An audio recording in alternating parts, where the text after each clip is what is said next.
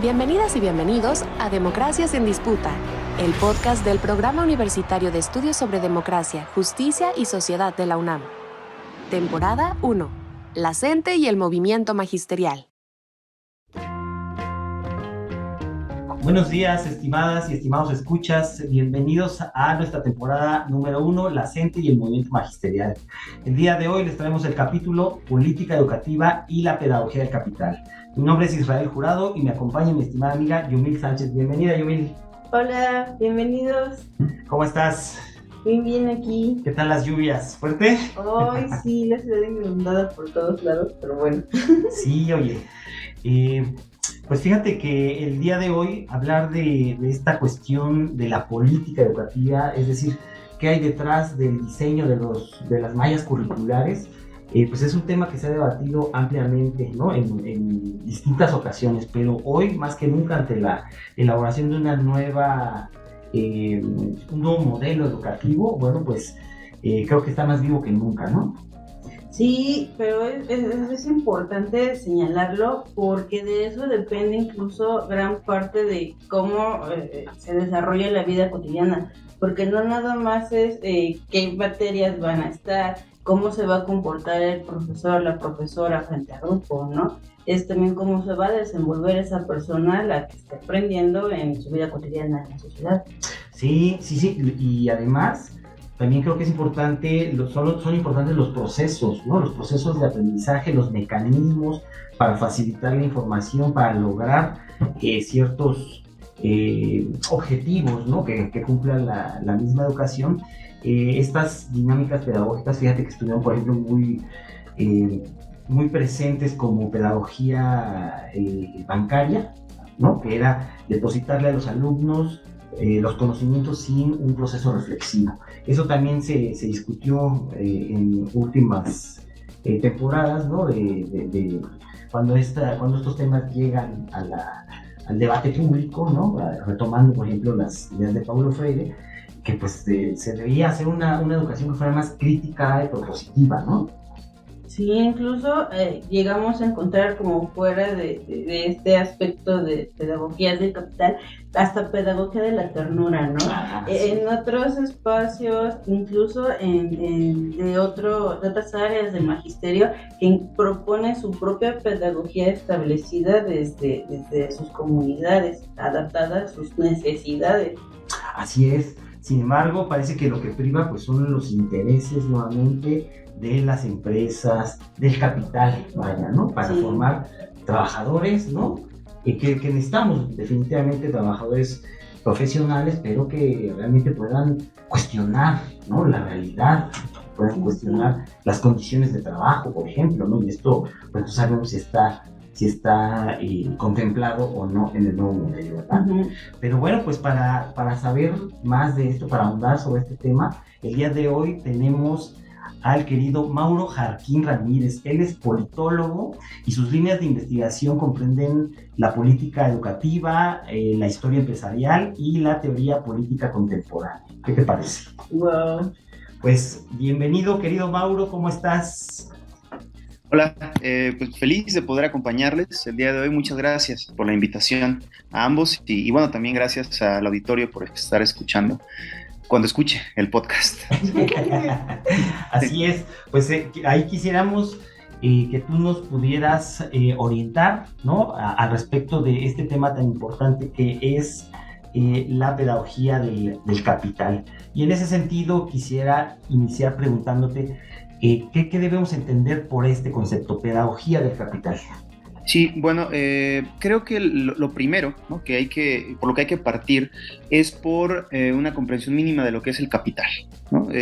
Por capital en ese trabajo, recuperando una gran tradición crítica, entiendo una relación social que no produce únicamente mercancías o plusvalor, sino produce también sociabilidades. Formas de ser, de habitar el mundo, formas de vivir, formas de entendernos a nosotros, a nosotras mismas. Y en esa instancia, en la cual el capital también produce formas de entendernos, de vernos, de vivirnos, ¿no? de interpretarnos, es que entiendo que al ser el capital, digamos, una forma de estar en el mundo, contempla también determinadas formas de aprender el mundo, de aprender a estar en el mundo. Y esas formas pueden ser, digamos, tan informales y descentralizadas como, por ejemplo, los arquetipos, ya sea de masculinidad o de heroísmo, que todas y todos, o muchos y muchas adquirimos cuando vemos las películas de Marvel, ¿no? Por ejemplo, ¿no? O puede ser también producto de estrategias mucho más desarrolladas por determinados sectores dominantes, sectores del capital, que buscan, digamos, conducir a las personas hacia un lugar determinado a través de una intervención sistemática en algo que es fundamental en la vida de millones de personas, que es la educación formal. Entonces, cuando planteo aquí la noción de pedagogía del capital, que además no es mía, o sea, es una noción que se ha trabajado previamente, pero que otros y otras autoras, digamos, han abordado para tratar cuestiones muy particulares, proyectos muy particulares, no digamos, han desarrollado un concepto más, no les ha interesado tal vez desarrollar un concepto más amplio. Cuando abordo la noción de pedagogía del capital aquí, en el libro, a lo que me refiero es a un proyecto político-pedagógico de subsunción del proceso educativo a la lógica del capital. Es decir, un proyecto mediante el cual lo que se busca es que lo que se estudia, cómo se enseña, cómo se administran los espacios en lo que se estudia, estén alineados a las necesidades del capital en tanto relación social. Eso, digamos, en un marco de abstracción, o sea, de abstracción, ¿no? Desde luego que estas relaciones sociales tienen que cristalizarse de alguna forma. Y la manera en la cual trato de explicar cómo se cristaliza la pedagogía del capital, o lo que denomino pedagogía del capital, es a través de una serie de políticas educativas específicas, ¿no?, que han sido desarrolladas en México en las últimas 2 décadas, cuando menos. Wow, quiere decir que estas políticas están pues conformando comunidades escolares, ¿no?, y determinando estos procesos de enseñanza-aprendizaje hacia estos objetivos muy particulares, que es beneficiar a las empresas, al gran capital, ¿no? Sí, desde luego. Son, digamos, estas políticas educativas se conforman en tanto dispositivos de control del proceso educativo y han sido parte, o bueno, más bien son parte de un proyecto político más amplio, ¿no?, impulsado por sectores dominantes, por grupos del capital, que buscan conformar, porque esa es la apuesta al fin de cuentas del capital, un Estado, digamos, cada vez más afín a sus intereses. En el caso mexicano, cuando abordo este tema, analizo cómo digamos, viajado a lo largo de distintos sistemas educativos y que han sido conocidas en el debate internacional de distintas formas, ya sea como movimiento de reforma educativa global, que es con lo que abordo, con el concepto que abordo en el caso de este libro, o políticas SAWA, que son, bueno, políticas de autonomía escolar con rendición de cuentas, por ejemplo, distintos nombres, ¿no? Como este grupo de políticas, en el caso mexicano, han sido adoptadas en clave gerencial, es decir, totalmente impregnadas de un sentido empresarial, ¿no?, para poder ser estas las que brinden soluciones a problemas fundamentales del sistema educativo, ¿no? Y estas políticas esencialmente son políticas de alianza público-privado en educación, mediante las cuales se busca ampliar el margen del capital privado, pero también de actores privados en el proceso de desarrollo y ejecución de la política educativa, políticas de rendición de cuentas, con las cuales se busca, digamos, construir mecanismos de responsabilidad y responsabilización directa del profesorado respecto a los resultados educativos, independientemente del contexto en el cual estos educativos se generen, se desarrollen. Políticas de autonomía de gestión en las escuelas, que buscan construir unidades administrativas que fomenten políticas de rendición de cuentas y de alianzas público-privado, ¿no?, y políticas de lo que denominan nueva gobernanza, que esencialmente, ya en términos concretos, más allá de la teoría liberal, porque todas estas propuestas están precedidas por una argumentación de corte liberal muy interesante, además muy interesante, estas propuestas de nueva gobernanza en educación lo que buscan es, si queremos verlo así, cambiar la correlación de fuerzas a nivel institucional en los sistemas educativos, hacia un sentido en el cual el sector privado y las distintas formas de expresión del sector privado, es decir, cámaras empresariales, fundaciones, think tanks, organizaciones de la sociedad civil, en el caso mexicano, puedan intervenir en el gobierno educativo de manera legal y además de manera legítima, ¿no? Entonces, este conjunto de políticas es, si queremos verlo así, una articulación, ¿no? Que conduce hacia una apuesta educativa en la cual la escuela, pero no solo la escuela individual, ¿no? o la escuela de manera aislada, sino el conjunto del sistema educativo se vinculan cada vez más con los requerimientos del capital. Bueno, y dentro de estos requerimientos del capital, la vinculación con el desarrollo y su ejecución va muy ligado con la tecnología. Entonces, la pregunta que te haríamos sería, ¿existe alguna relación entre el boom tecnológico en educación que ha traído la pandemia y la pedagogía del capital? Sí, claro. Estas propuestas tienen, digamos, un sujeto, que es el sujeto ejecutor, ¿no?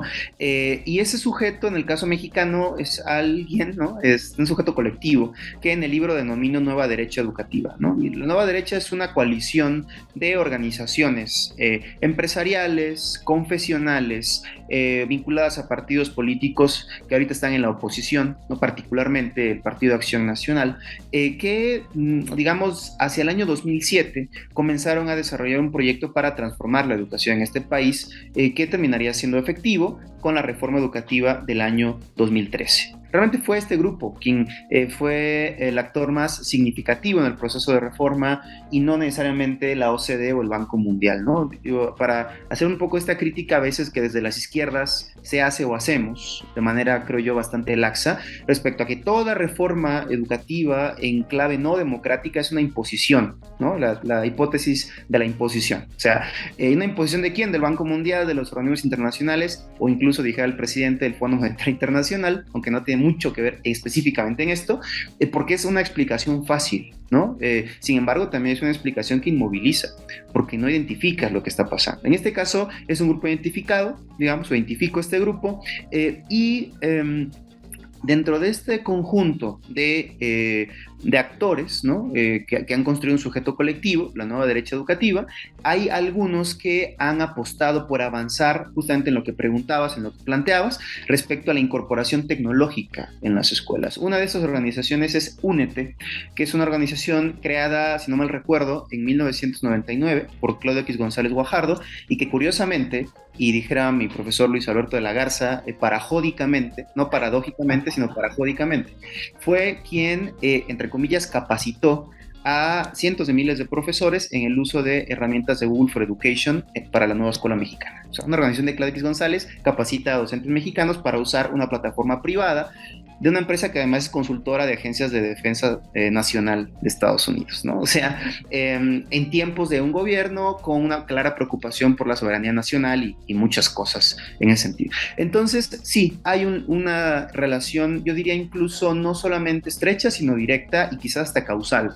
respecto a la incorporación tecnológica y el avance de la pedagogía del capital, por varias razones. Primero, la incorporación tecnológica después de la pandemia esencialmente significa la expansión de inversiones del sector privado, sobre todo de megaempresas de base tecnológica, las denominadas Big Five, ¿no? Google, Amazon, Facebook, Apple y Microsoft, ¿no? O sea, las GAFAM. Entonces, estas empresas fueron las principales proveedoras de software y hardware en todo el mundo a raíz de la necesidad de cerrar las escuelas derivado de la pandemia. Algunas de estas, sobre todo Microsoft y Google, vieron un incremento tremendo, gigante, en la cantidad de usuarios en sus plataformas. Particularmente por Microsoft Teams y por Google Classroom. Nosotros sabemos que esa economía, la economía digital, esencialmente es un mercado sin precios, ¿no? Porque en lo inmediato te dicen, bueno, abre una cuenta en Google Classroom, vas a tener acceso a las herramientas y vas a hacer tu trabajo mucho más productivo. Sí, sin embargo, si es que lo aceptamos, ¿no? Sin embargo, Aquí el tema es que ese mercado sin precios funciona a través de la valorización de nuestra dimensión digital, ¿no? Es decir, de las acciones que nosotros como usuarios llevamos a cabo en las plataformas. Cada clic que damos, cada opción que elegimos, el tiempo en que nosotros estamos, es información que se convierte en datos. Y esos datos son convertidos en dinero a través de los pagos por publicidad, por ejemplo.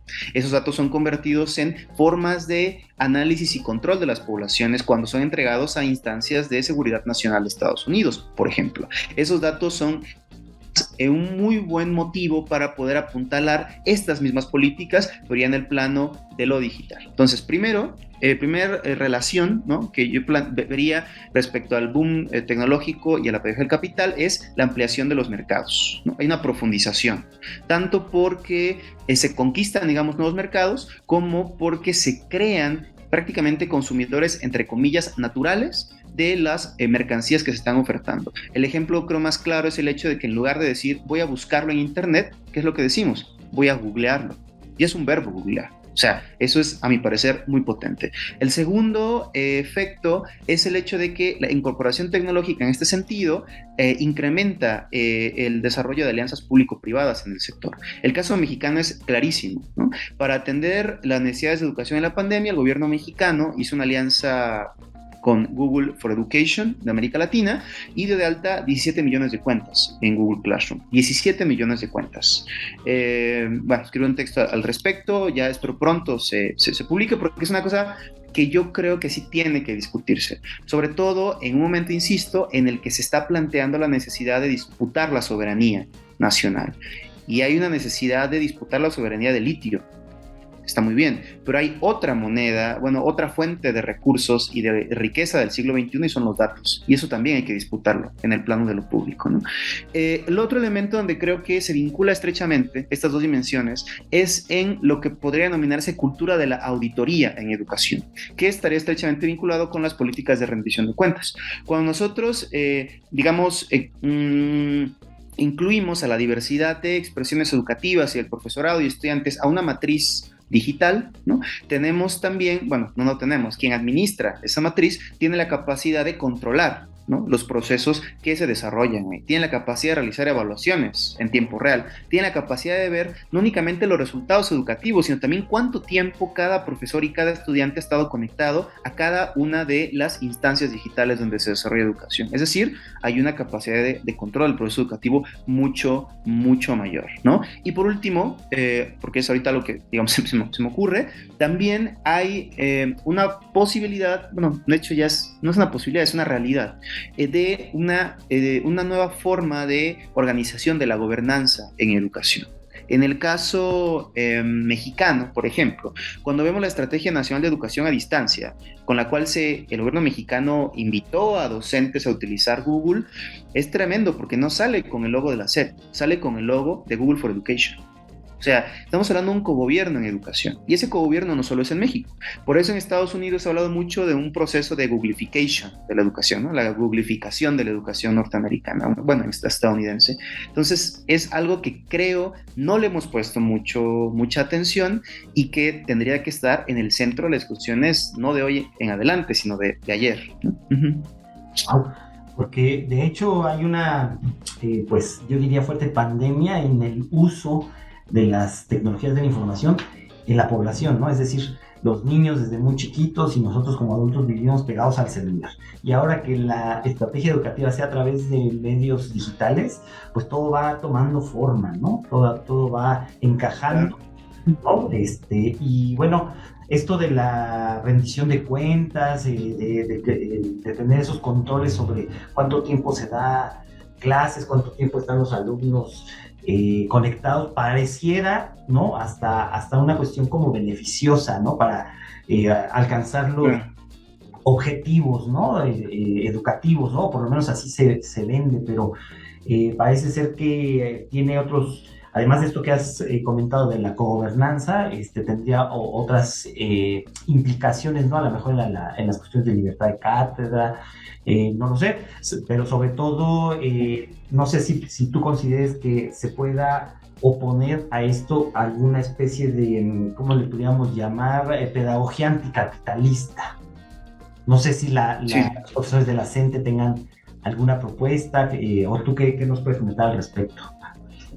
Sí, bueno, creo que, desde luego, yo sí creo que, bueno, en lo personal, que la bandera del anticapitalismo es muy vigente.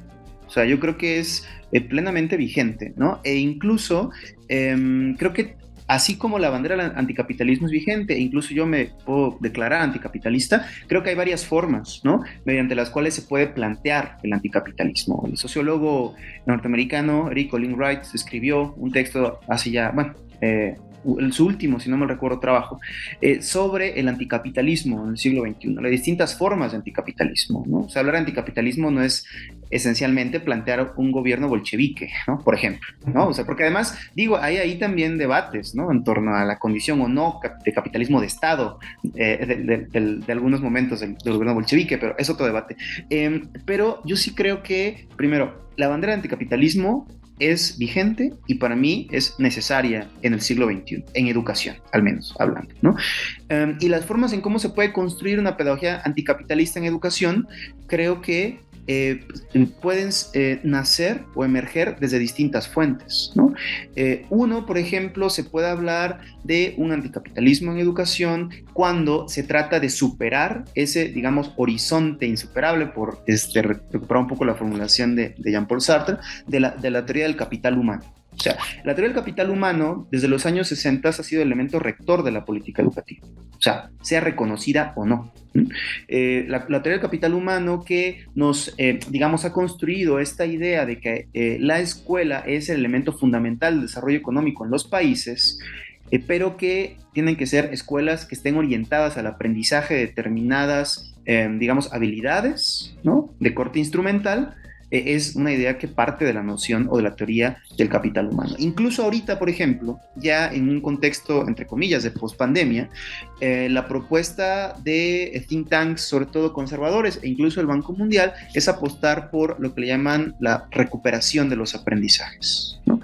Es decir, de los aprendizajes cognitivos, ¿no? Que pueden ser instrumentalizados, que fueron o que resultaron afectados por la pandemia, sin tomar en cuenta que muchos niños y niñas aprendieron, por ejemplo, a lavarse las manos todos los días, algo que no hacían, y que creo que es fundamental para vivir, ¿no? En este siglo y en el que viene.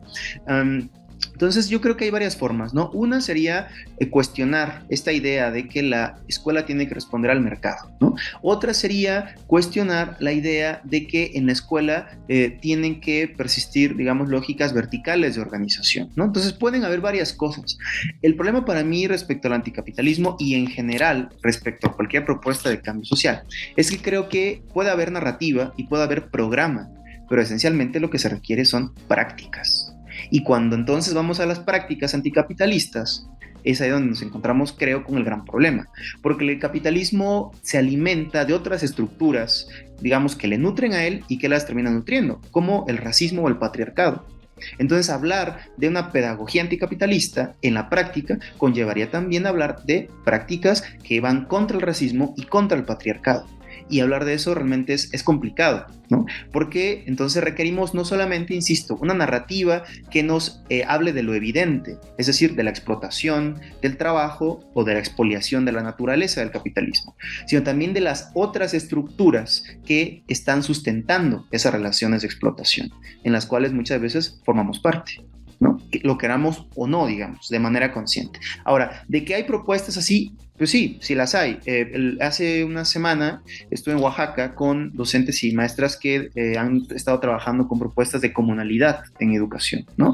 Y aunque ellos no, digamos, no tienen la necesidad quizás de declararse anticapitalista, lo que plantean es una cuestión anticapitalista. Básicamente, un cambio, por ejemplo, en la relación entre el ser humano y la naturaleza, ¿no?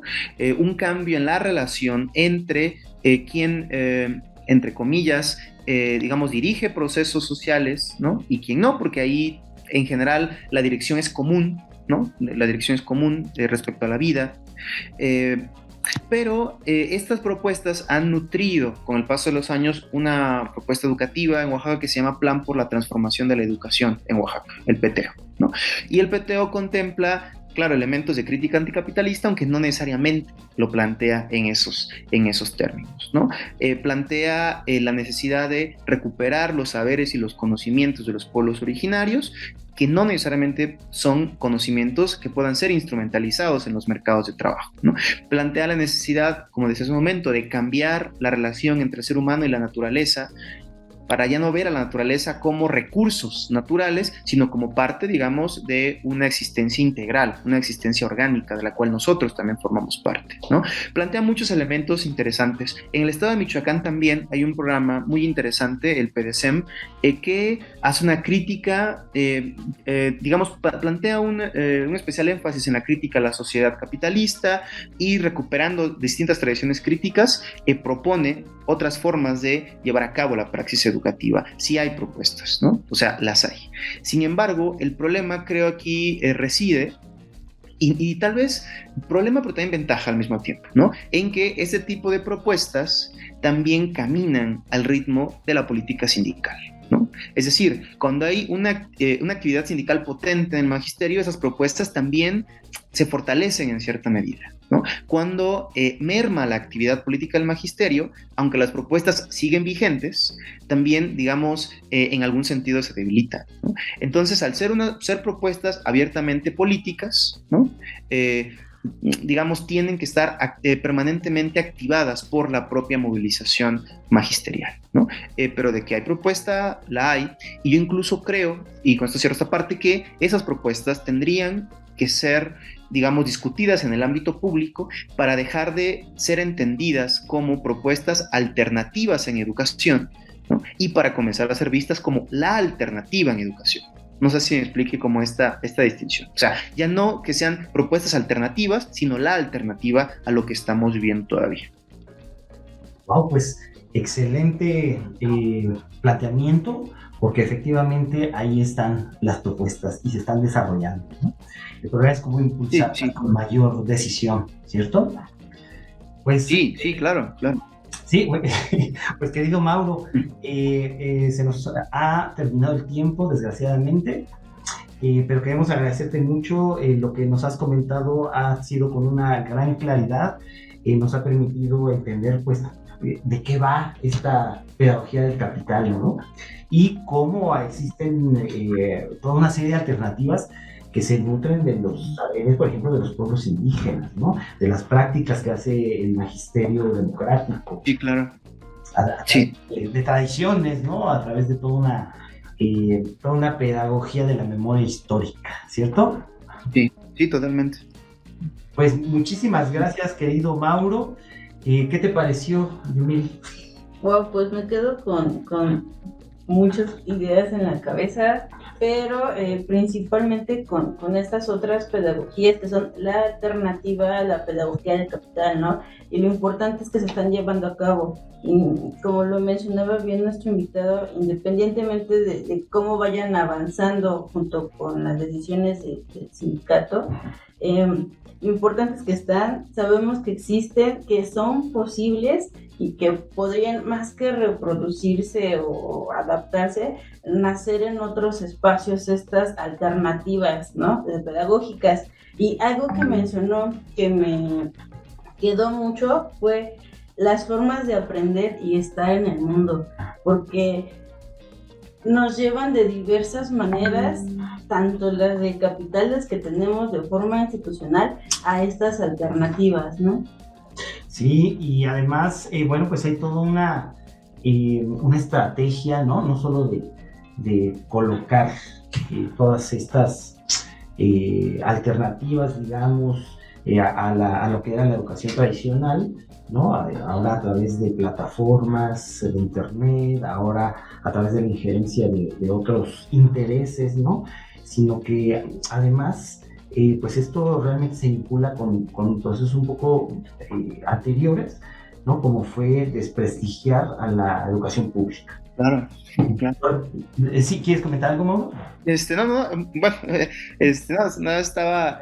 de acuerdo con lo que están planteando, y sí, o sea, creo que de fondo el debate tiene que ser digamos, la idea que tenemos respecto a la educación pública, ¿no? Y el papel que el profesorado cumple en la educación pública, ¿no? Recuperando quizás un poco esta idea clásica de yo respecto a que el profesorado también es intelectual. O sea, es decir, no es un autómata, ¿no? Que lleva a cabo determinadas acciones esperando determinados fines, ¿no? Sino es un intelectual o una intelectual. Es decir, personas que tienen capacidad de creación para desplegar formas de conocimiento que ayuden también a generar nuevas formas de aprender y estar en el mundo, ¿no? Creo que eso sería quizás el elemento fundamental de un nuevo debate en educación. Sí, creo que ese comentario ha sido clave, ¿no? Qué bueno que hiciste esa acotación, porque efectivamente los maestros pues siempre tuvieron un lugar muy importante, ¿no? En los gobiernos que pues presentaban una mayor preocupación, ¿no? Por el desarrollo de los distintos sectores sociales, como podemos decir del cardenismo, ¿no? Por ejemplo, ¿no? que planteaba pues toda una, digamos, revolución educativa, ¿no? ¿Cómo ves, Jimmy? Wow, porque una última cosa que me gustaría rescatar es, si notaron a lo largo de la conversación, el buscador por el cual era como el óptimo era Google. Y estamos dejando de lado que hay otros buscadores, incluso libres, que son otras opciones y que incluso no se contemplan a veces, ¿no? Y tampoco, bueno, yo desconozco si dentro de estas alternativas también pudieran tener estas opciones dentro de los avances en internet o en tecnología y que se adapten incluso a sus necesidades, ¿no? Sí, definitivamente. Sí, hay, o sea, hay propuestas respecto a construir, digamos, por ejemplo, una educación digital crítica, ¿no? Porque el tema tampoco es como una especie de, digamos, ludismo malentendido en el siglo XXI, ¿no? Es decir, las máquinas nos controlan, adiós a las máquinas, porque además el ludismo no era necesariamente eso, ¿no? El histórico. Y sería terrible, porque pues, hay que dar la lucha en todos los ámbitos. El tema aquí es ver cómo usamos las herramientas digitales. Y sí, hay propuestas. El asunto, o un asunto particular, es el dinero, ¿no? Son propuestas que requieren dinero y se requiere también apoyo. En Barcelona, por ejemplo, hay un experimento, digamos, a nivel local muy interesante, donde el gobierno de Barcelona, el gobierno local de Barcelona, ha apostado por construir una plataforma digital pública que digamos le haga incluso frente a Google for Education, pero ha requerido mucho dinero y hicieron un plan piloto pero hay, entonces yo sí creo que habría que integrar como esa línea de debate de ahora en adelante, porque pues hay que disputar el futuro, bueno, ni tan futuro porque ya está aquí, ¿no? Hay que disputarlo de ahora en adelante, sí. Sí, ya llegaron las herramientas tecnológicas, llegaron para quedarse. Sí. Tenemos que convertirlas en instrumentos de la sociedad, no en instrumentos de unas clases para explotar a la sociedad, ¿cierto? Claro que sí. Sí. Pues con esto hemos llegado al final de este espacio de Democracia en Disputa. Recuerden que en cada emisión daremos voz a los hombres y mujeres que con su historia de vida y luchas nos permitirán comprender la importancia de las y los maestros para nuestra sociedad. Les recuerdo a nuestro amable auditorio, si quieren conocer más sobre este y otros temas, les invitamos a conocer la plataforma digital interactiva Culturas Políticas y Magisterio Democrático en México, que pueden visitar en la página electrónica del Programa Universitario de Estudios sobre Democracia, Justicia y Sociedad de la UNAM, en www.puets.unam/Magisterio Democrático. Pues muchas gracias a todos, muchas gracias querido Mauro, y esperamos tenerte en una siguiente edición muy pronto. No, gracias a ustedes, y claro que sí. Mucho gusto. Hasta luego. Hasta luego. A todos. Este podcast es parte del proyecto de investigación sobre culturas políticas y democracia realizado en el Programa Universitario de Estudios sobre Democracia, Justicia y Sociedad de la UNAM con el generoso apoyo del Consejo Nacional de Ciencia y Tecnología CONACYT. Visita la página puets.unam.mx/magisterio-democrático y síguenos en nuestras redes como @puetsunam. Gracias por escucharnos. Te esperamos en nuestro siguiente episodio.